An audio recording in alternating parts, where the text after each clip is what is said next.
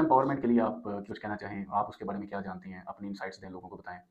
Women empowerment के लिहाज से मैं ये चीज़ कहना चाहूँगी कि हर फीमेल को फाइनेंशियली इंडिपेंडेंट होना चाहिए, जी। ताकि वो किसी भी तरीके से दूसरों के ऊपर डिपेंड ना करे। हुँ। उसके अपने ओपिनियंस होने चाहिए सही। और उसको हार्ड वर्क करनी चाहिए ताकि वो फाइनेंशियली इंडिपेंडेंट हो सके। आपको पता है ये डोमिनेंट सोसाइटी या मेल के लिए ज़्यादा हुँ। उसमें है, तो आप उसको कैसे देखती हैं? आप एकेडेमिया में बहुत ज़्यादा काम आप करती हैं, तो आप अपने इर्द-गिर्द जो मेल ज़्यादातर काम कर रहे हैं, तो आप उसमें जो विमेन देख रही हैं, जो लेडीज़ या लड़कियाँ जो देख रही हैं, उनको आप क्या मैसेज देंगी? वो किस तरह से सर्वाइव करें इस एनवायरनमेंट के अंदर? मुझे ऐसा लगता है कि आजकल अगर हम लोग बात करें कि मेल्स और फीमेल्स एक जगह पे काम कर रहे हैं, तो फीमेल्स को एज़ सच इतनी कोई ज़्यादा इश्यूज़ फेस नहीं करने पड़ते अगर आप एक अच्छे इदारे में काम कर रहे हो। हुँ। अगर बात आ जाती है इक्वल अपॉर्च्युनिटीज़ की, तो इदारे एकेडेमिया में आपको इक्वल अपॉर्च्युनिटीज़ भी दे रहे हैं। सही है। और अगर कोई चीज़ आती है कि जिसमें मुश्किल उनको आती है, तो उनको आती है वर्क लाइफ और उनकी जो पर्सनल लाइफ होती है, यानी घरेलू ज़िंदगी होती है, सही है। उसमें बैलेंस करने में आती है उनको प्रॉब्लम। इसके अलावा आपको वर्क प्लेस पे ज़्यादा कोई प्रॉब्लम नहीं सही आती।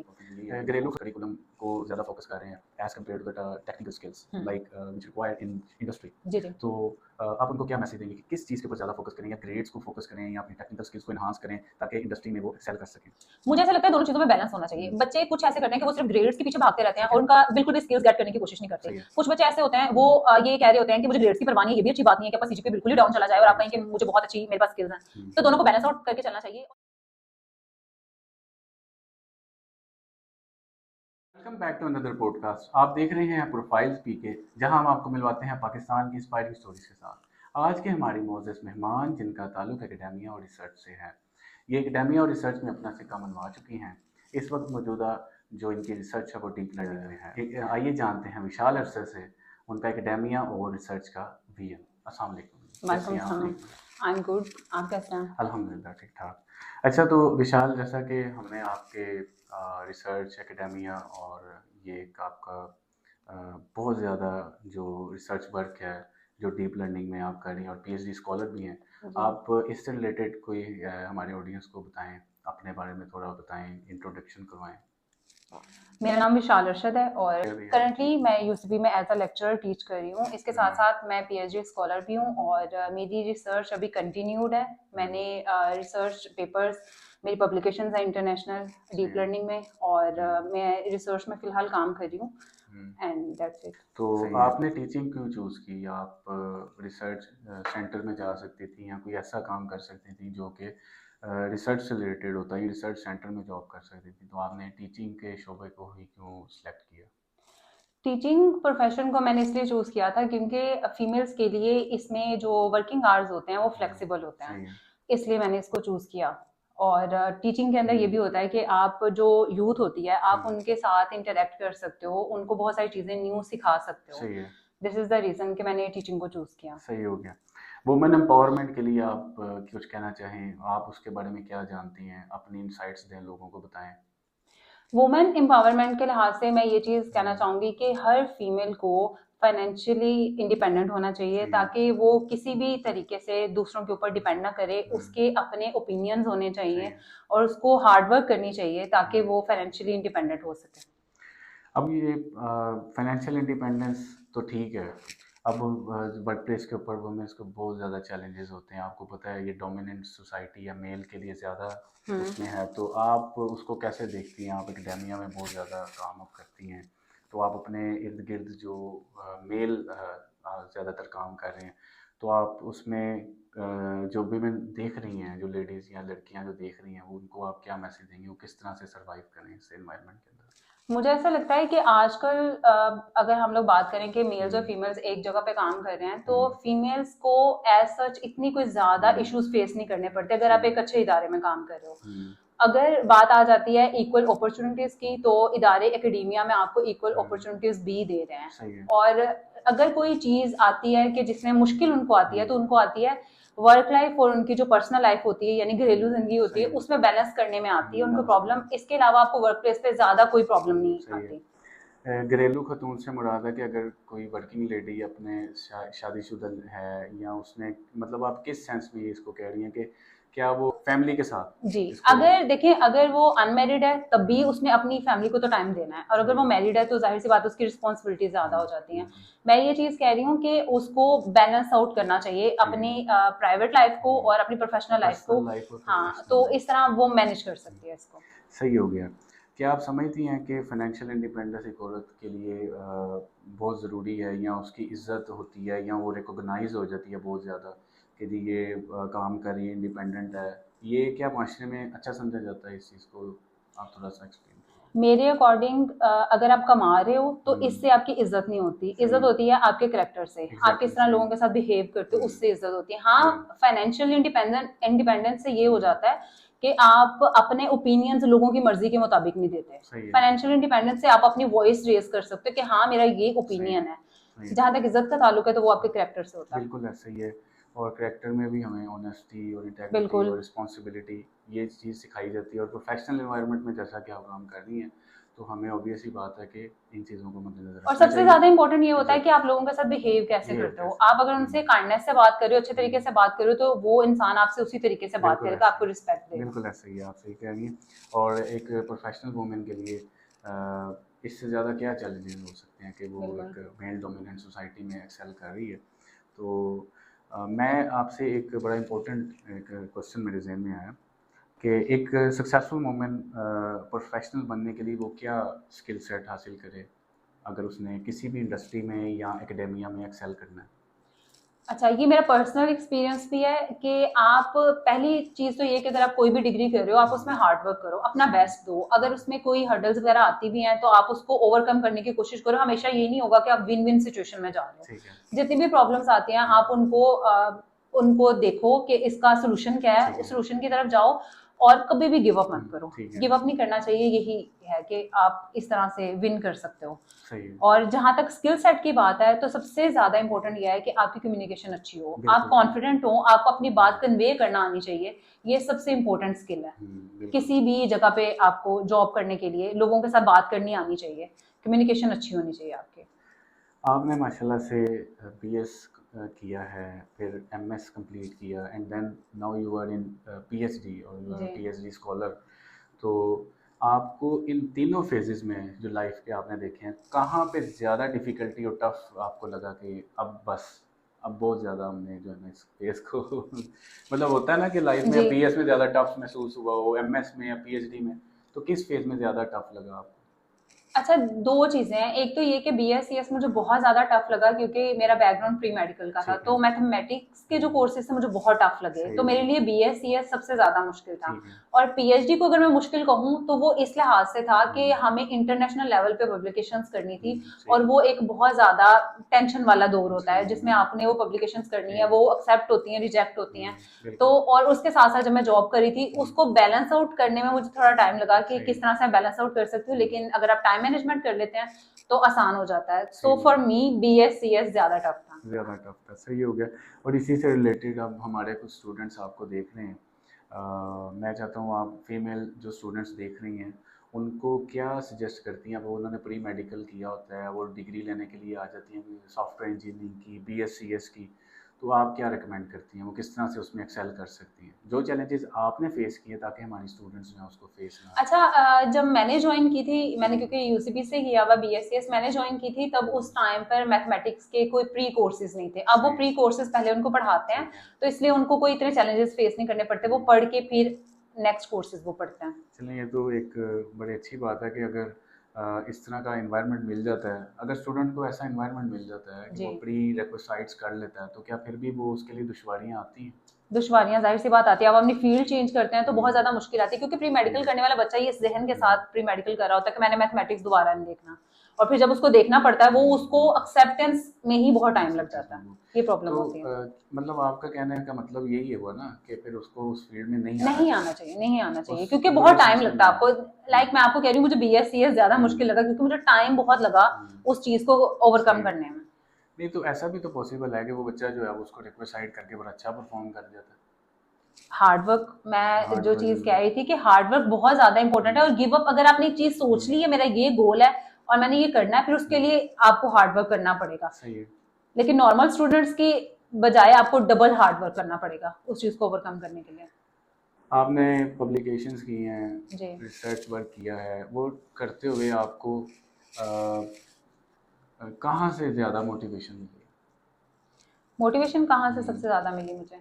मैंने जब अपना रिसर्च वर्क स्टार्ट किया था तो सबसे अच्छी बात तो ये है कि जो मेरे क्लासमेट्स थे वो बहुत ज़्यादा हेल्पफुल नेचर के थे, और उन्होंने जैसे जैसे हम लोग रिसर्च में आगे बढ़े थे सब एक दूसरे को हेल्प आउट करते सही थे। है।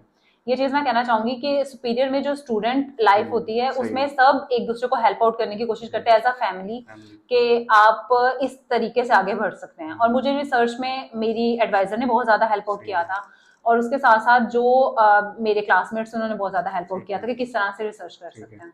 तो आपके एडवाइज़र जो हैं बेसिकली आप पाकिस्तान से पीएचडी कर रही हैं, जी, तो आप किस यूनिवर्सिटी से कर रही हैं ये थोड़ा मैं बताएँ? सुपीरियर यूनिवर्सिटी से कर रही हूँ। सुपीरियर यूनिवर्सिटी से जी आप जी। पीएचडी कर रही हैं, तो आप को जो है बेसिकली उसमें पीएचडी के जर्नी के अंदर जो हमारे स्कॉलर स्टूडेंट्स देख रहे हैं, जी, उनको बताएं क्या चैलेंजेस आते हैं, आप किस स्टेज पे ज़्यादा उनको एफर्ट की ज़रूरत है, या पहले से प्री रेक्विसाइट्स कौन से लेने हैं ताकि वो प्री रेक्विसाइट्स ले लें, तो आप उस वाले से क्या गाइड करेंगी? स्टूडेंट्स को मैं ये कहना चाहूंगी कि किसी भी चीज को इनिशिएट करने से पहले जो उसके प्री सही स्टेप्स है। हैं ना उनको गौर से देख लें कि मैंने रिसर्च किस में करनी किस है, में करनी है? कितनी रिसर्च उसमें हो चुकी है। और मैंने लाइक हम लोग इनिशियली स्टार्ट करते हैं बेस पेपर से, हम्म, तो पहले ये सिलेक्ट करना जो बेसिक बेसिक पॉइंट्स होते हैं ना उनको सबसे पहले देखें, एंड देन उसके ऊपर हार्ड वर्क सही करना है। स्टार्ट करें। जो होमवर्क होता है उसके बगैर करना स्टार्ट नहीं करते, क्योंकि सही फिर है। से आपको यू टर्न लेना पड़ता है। आपका कैसा एक्सपीरियंस जा रहा है पीएचडी का सुपीरियर यूनिवर्सिटी के साथ?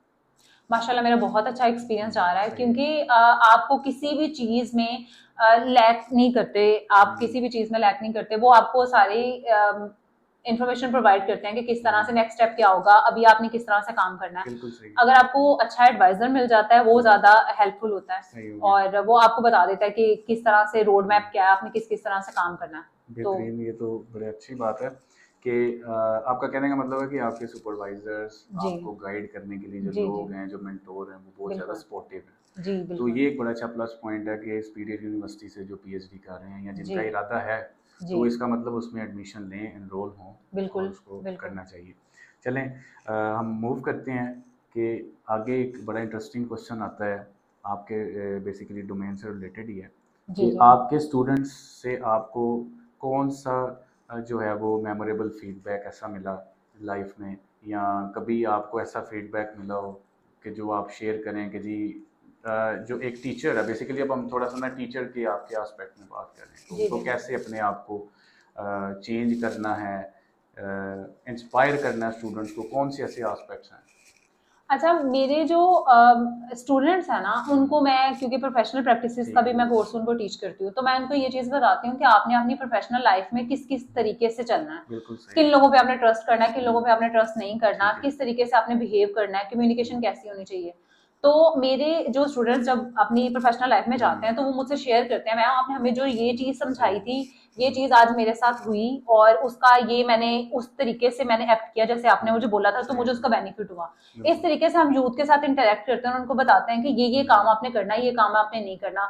और यूथ को आप, वो आपसे सीखते हैं तो आपको खुशी होती है जब सही वो है। कोई चीज़ आपसे सीखते हैं। सही है, बिल्कुल ठीक है। और इसमें अब क्योंकि स्टूडेंट्स के लिए सबसे ज़्यादा जो एक होता है इम्पोर्टेंट, वो यही है कि वो कोर्स करिकुलम को ज़्यादा फोकस कर रहे हैं as compared to the technical skills like which require in industry. जी जी। तो आप उनको क्या मैसेज देंगे कि किस चीज़ के ऊपर ज़्यादा फोकस करें, या ग्रेड्स को फोकस करें या अपनी टेक्निकल स्किल्स को इन्हांस करें ताकि इंडस्ट्री में वो एक्सेल कर सकें?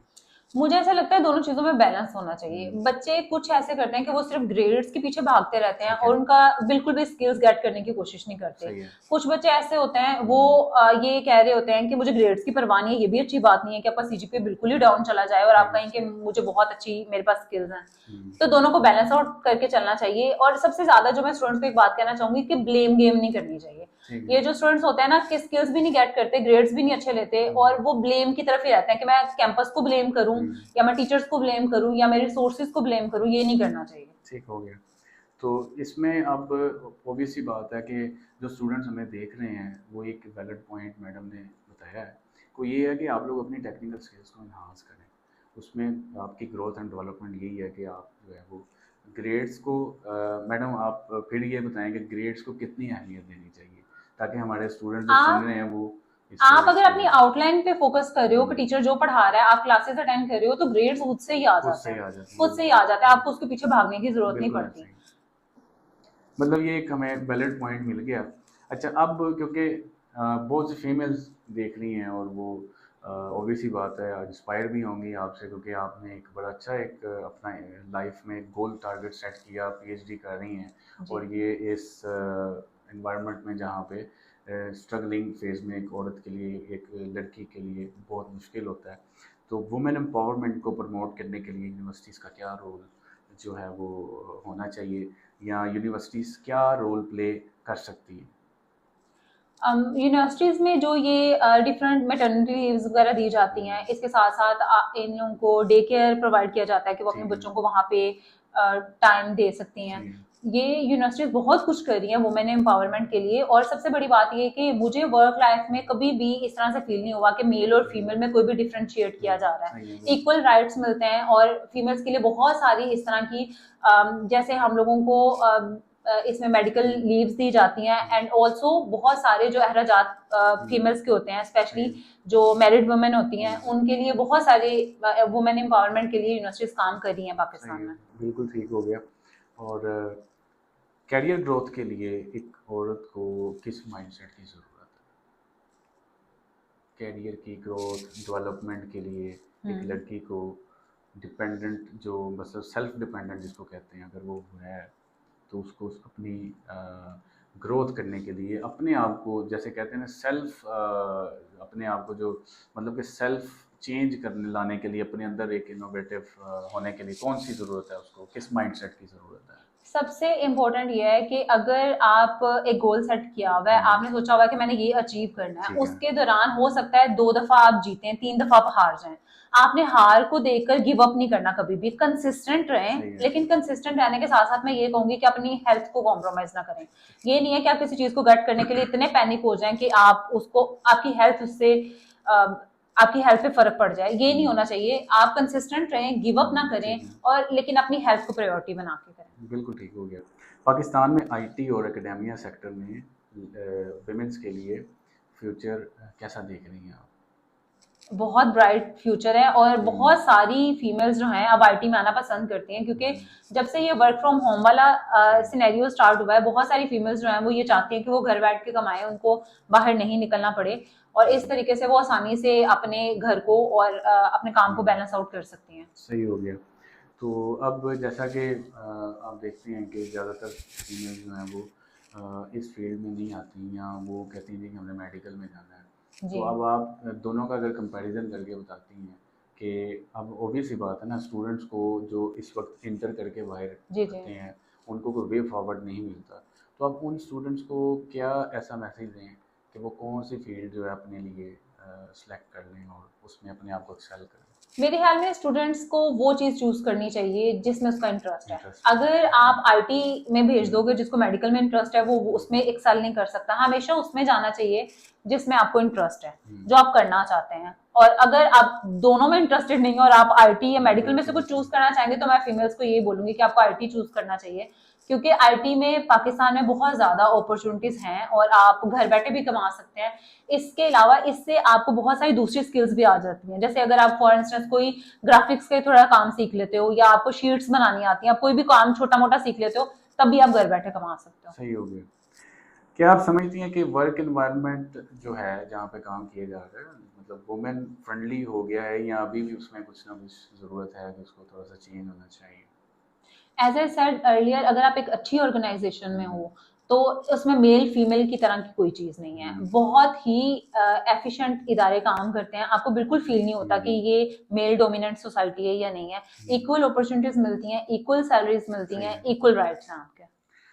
तो एक वुमेन के लिए फाइनेंशियल इंडिपेंडेंट होने के लिए मिनिमम कितनी इनकम टारगेट वो रखें कि जी इतना हो गया तो बस ठीक है? सर देखिए, आजकल इन्फ्लेशन रेट जिस हिसाब से जा रहा है, ये तो डिपेंड करता है कि उस बंदे का लाइफस्टाइल कैसा है, सही या है, वो बिल्कुल। जहाँ पे उनकी फैमिली मेंबर्स कितने ठीक हैं, है। उनके अखराजात कितने हैं। उस हम्म, हिसाब से डिपेंड करता है कि उनके हम्म, अखराजात कितने हैं, उस हिसाब से उसकी सैलरी होनी चाहिए। ठीक है। जी। तो अब थोड़ा सा हम इसको वे फॉरवर्ड आगे चलते हैं, पहुंचते हैं आपकी थोड़ा सा पब्लिकेशन और रिसर्च वर्क के ऊपर बात जी। करते हैं। पहले मेरी जो रिसर्च पब्लिकेशंस है वो बेसिकली ब्रेस्ट कैंसर डिटेक्शन पर है, और हम जिस तरीकों से ब्रेस्ट कैंसर को डिटेक्ट करते हैं उसमें 80% जो वुमेन है उनकी डिटेक्शन ठीक नहीं होती, जिसकी वजह से उनको प्रॉब्लम्स अकर होती हैं। तो मेरा बेसिक मोटिव ये था कि मैं कोई ऐसी चीज़ डीप लर्निंग के थ्रू बनाने की कोशिश करूं जिससे कि एक्यूरेसी मैक्सिमम आ सके, ताकि औरतों को ये जो डिटेक्शन के तरीके हैं वो बेहतर हो सके, इफेक्टिव हो सके। बिल्कुल जी। तो विशाल, आज का पॉडकास्ट जो है वो बहुत अच्छा हुआ आपके साथ, और आपने हमें अपना कीमती वक्त दिया और बहुत अच्छा लगा, और मैं आपका शुक्रगुजार हूँ कि आपने हमें जो है वो टाइम दिया। और ये एक इंस्पायरेशन है उन लड़कियों के लिए जो काम नहीं करती हैं और यही सोचती रहती हैं कि मेल डोमिनेंट सोसाइटी, हम कैसे उसमें एक्सेल करेंगे। तो ये आपका जो है वो एक वैल्यूडेशन जो आपने आज के पॉडकास्ट से जाएगी, जो लोग देखेंगे इस चीज़ को, और वो बहुत ज़्यादा इंस्पायरिंग हो जाएगा। और हम इसको जो है वो इख्तिताम करते हैं, और आज के सेशन को इस बात पे कि आप भी कर रही हैं, एक ब्लॉगिंग करती हैं, तो आप अपनी ब्लॉगिंग के हवाले से अगर कुछ बताना चाहती हैं हमारे व्यूअर्स को तो आप बता सकती हैं कि आपके चैनल को वो जो है देखें, आप ब्लॉगिंग में क्या करती हैं, आप थोड़ा सा एक्सप्लेन करें उसको। जैसे मैंने आपको स्किल सेट के लिहाज से बताया कि आपकी कम्युनिकेशन स्किल्स बहुत अच्छी होनी चाहिए, आपको कॉन्फिडेंट होना चाहिए। अगर आपने ब्लॉगिंग करनी है, आपने यूट्यूब चैनल स्टार्ट करना है, कोई भी कंटेंट क्रिएशन आपने करनी है, उसके लिए इंपॉर्टेंट है कि आपकी कम्युनिकेशन स्किल्स अच्छी होनी चाहिए, आपको कॉन्फिडेंट होना चाहिए, अच्छे तरीके से आप बात कर सकें। सही है। तो मैं यही कहूँगी कि अपनी इन स्किल्स को इन्हेंस करें। तो आपका जो ब्लॉग है जी यूट्यूब पे जो लोग देख सकते हैं, उसका जी क्या नाम है? मेरे नाम से ये विशाल अरशद। विशाल अरशद के नाम से ब्लॉग इनका जो बेसिकली इन्होंने चैनल बनाया हुआ है, उसको देख सकते हैं, सब्सक्राइब करें।